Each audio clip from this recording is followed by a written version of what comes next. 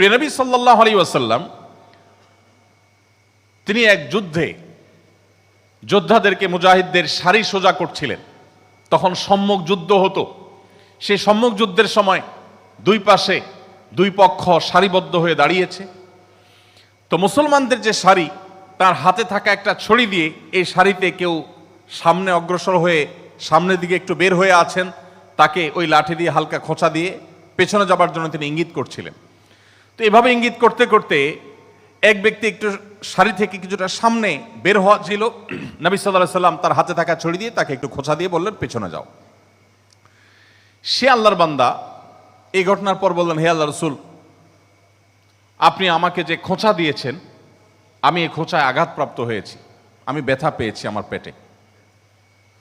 তো আমি যেহেতু ব্যথা পেয়েছি, অতএব আপনার যে কেসাসের বিধান, সমতার সাম্যের বিধান, সে অনুযায়ী আমি তো এটার বিহিত চাই, আমি আপনার কাছ থেকে এটার কেসাস চাই। এই টাইপের আর্গুমেন্ট করে বসলো সে ব্যক্তি। নবী করিম সাল্লাল্লাহু আলাইহি ওয়াসাল্লাম কিছুটা অবাক হয়ে গেলেন, কিন্তু সাথে সাথে তিনি বললেন, হ্যাঁ নিশ্চয়ই, তুমি যদি কষ্ট পেয়ে থাকো তাহলে তুমি তো এটার বিহিত চাইতেই পারো। তখন তিনি বললেন, হে আল্লাহর রাসূল, আমি তো খালি পেটে ছিলাম, তখন আপনি ছড়িটা দিয়ে আমাকে পিছনে যেতে বলেছেন, তো আপনাকে ঠিক একইভাবে ওই জায়গাটাতে আমি কেসাস নিতে চাই। কেসাসের মতোই এরকম একটা আর্গুমেন্ট তিনি পেশ করেছেন। তখন নবী করিম সাল্লাল্লাহু আলাইহি সাল্লাম তার সেই উদর মোবারক তিনি উন্মোচন করে দিলেন। সেই ব্যক্তি, সেই সাহাবী নবী সাল্লাল্লাহু আলাইহি সাল্লামের পেটে, সেই জায়গাটাতে, পেটে বা কাঁধে, দুঃখিত আমি, সেখানে একটা চুম্বন এঁকে দিলেন।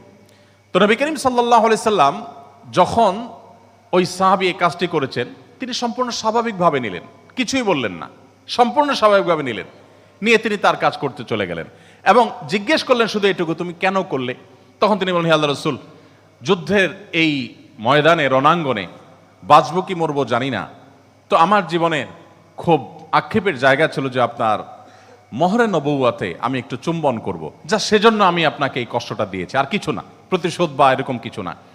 তো এরকম একটা জটিল পরিস্থিতিতে, রণাঙ্গনের মতো এরকম একটা সিরিয়াস জায়গাতে এ ধরনের আচরণ যদি আমাদের সাথে কেউ করত, আমরা নিশ্চয়ই একটা বকা দিয়ে তারপরে বলতাম যে এটা এই জায়গার করার জায়গা হলো, আমি এখন সিরিয়াস মোমেন্টে আছি।